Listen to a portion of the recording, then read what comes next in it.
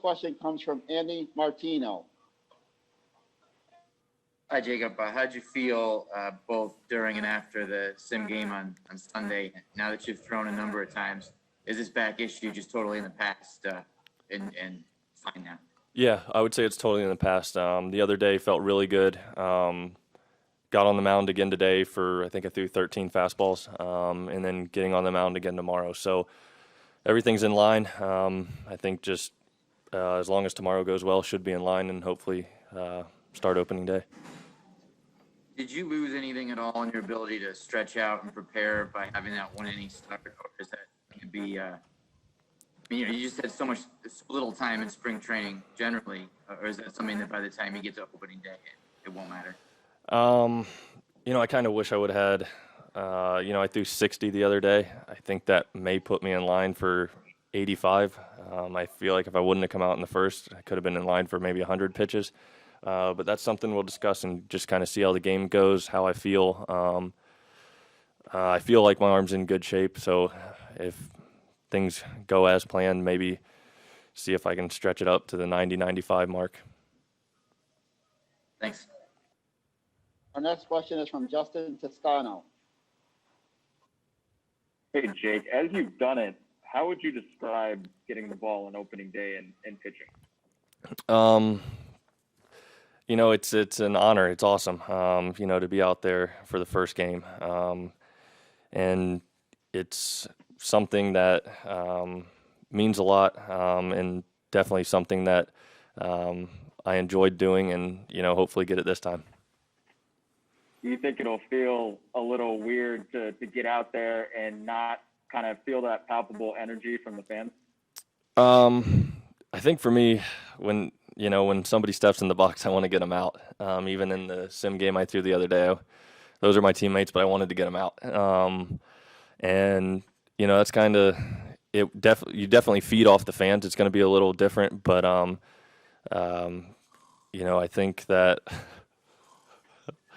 that just being out there competing is what we want to do. So that's the main thing. Thank you. Our next question comes from Tony DeComo. Hey, Jake. Obviously, you want to do well every start, but to what extent will you be cognizant on Friday and really every start going forward of the fact that this is a 60-game season? You're the ace of this staff. They need a good one from you every single time. Yeah, I feel like in a regular season, I feel that way. I feel like I need to give our team a good one every time, give them a chance to win. And that's my goal. That's kind of how I take the mound. I don't like giving up runs, and it does really bother me. Lost some sleep over some starts that you brought up last time. But it's definitely in a 60 game, you're probably going to feel a little more pressure. You only get so many times out there, and you feel like you need to be on your game every time. How well suited do you feel like you in particular are, having obviously accomplished what you've accomplished the past few years? Yeah, that's a tough question. Every year is different. You coming into it in spring felt really good. Felt good so far until this one little hiccup, but, felt good the other day. So I'm pretty confident. I feel like I'll be able to go out there and give us a chance, and that's, what I'm trying to do. Thank you. Our next question comes from Tim Healy. Hi, Jacob. In this weird season, what are you most looking forward to? Just getting back out there. As players, this is what we love to do. Do it for the fans and for people to watch the game and get out there and compete with my teammates. That's what I'm most looking forward to. Thank you. Our next question comes from Zach Brassler.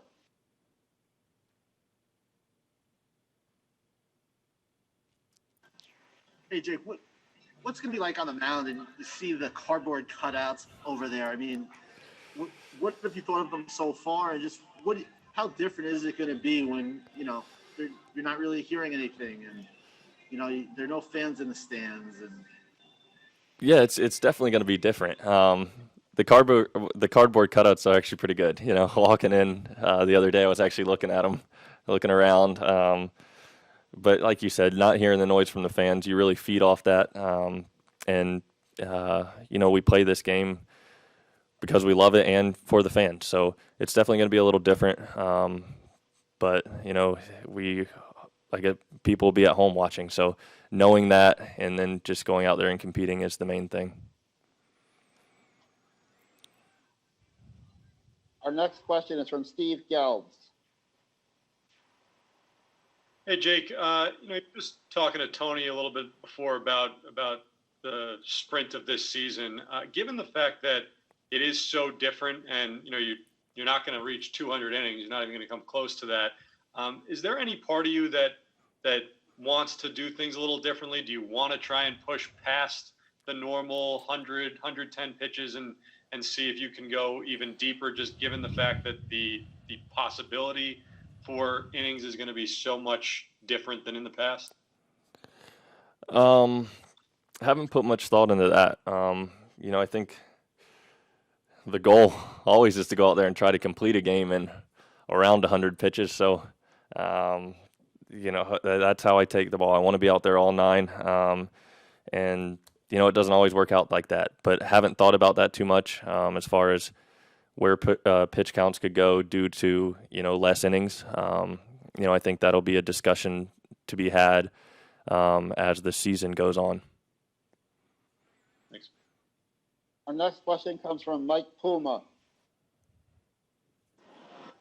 Hey, Jake, just wondering, how do you think you've adjusted working with Wilson Ramos after, you know, last year there was that initial kind of breaking in period. I'm just wondering where you think you are now with him. We've been on the same page, you know, kind of since that little break-in period last year. You know, it's tough when a guy comes over and he's trying to learn everybody. You got a whole pitching staff you're trying to learn, starters, relievers, what they like to do. You know, and getting to work with him more, and definitely late in the season last year, we were on the same page almost every start. Good meetings before the game, going over how we wanted to get guys out, how we wanted to approach the game. Just in-game stuff, talking to him like, hey, you know, this pitch doesn't seem to be working too good today, but we're going to stick with it. You know, little things. You know, him telling me different things that he sees in batters and, you know, different things that he knows from people he's faced or played against. And, you know, he's been a tremendous help. And like I said, I felt like in spring we kind of picked up where we left off, and looking forward to getting out there working with him. Our next question comes from Jerry Beach. Hey, Jake. Can you hear me? I can hear you. Okay. Obviously, a lot's gone on since you've taken the mound in a game that counted. Is starting a season in July with all that's going on as surreal to you and your teammates as it is to a lot of us on the outside? You know, I think everybody's just excited to play baseball and be here. You know, there was a time where I think we were questioning if there was going to be able to be a season, and we're just excited to be here. You know, like we said, it's unfortunate that there won't be fans and what all's gone on with the pandemic and stuff, and but we're hopefully here, you know, kind of for an escape for people to watch some sports. Our next question is from Tony DeComo.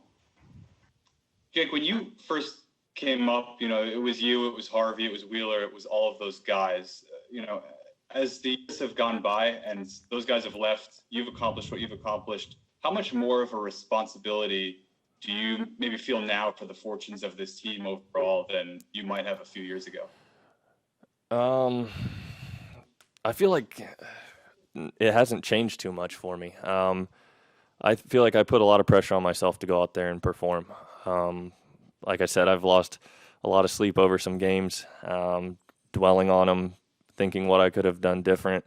So I think it's just kind of the way I approach it. I've always kind of put pressure on myself to go out there and perform. And when that doesn't happen, you know, I'm pretty disappointed with that. And I think, you know, just having that mindset and throughout my career has kind of helped me to this point. But, I don't feel like there's any added pressure. I look around the room of the guys we got now and, would feel comfortable with them in any game. Thank you. Our next question is from Disha Thozar. Hey, Jake. I'm just wondering, how can you kind of make sure that you're locked into every start instead of focusing on maybe winning your third Cy Young and kind of not repeating maybe what you did last year, which is like trying to repeat your outings from the previous year and just focusing on kind of being locked in? Yeah, I think kind of what you said there, knowing what I did last year and was dwelling on kind of, the year before, just knowing that didn't help me much last year in those 3 starts. So just go out there every game and give it 100%. Go out there and compete and do the best I can. As long as I can look myself in the mirror after the game and say I gave 100% and not dwell on what happened in the past, then I feel like I'll like where I'll be at. At what point in the season would you say like kind of winning that third Cy Young would start maybe trickling into your mind? Well, I've been asked about it a couple times, so I guess it's already trickled into my mind. Like I said, it's definitely a goal. That's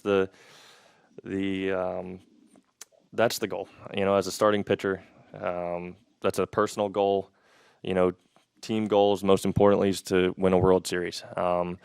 But along the way, you set personal goals as well. So, I've said it in years past, and it's still a goal of mine.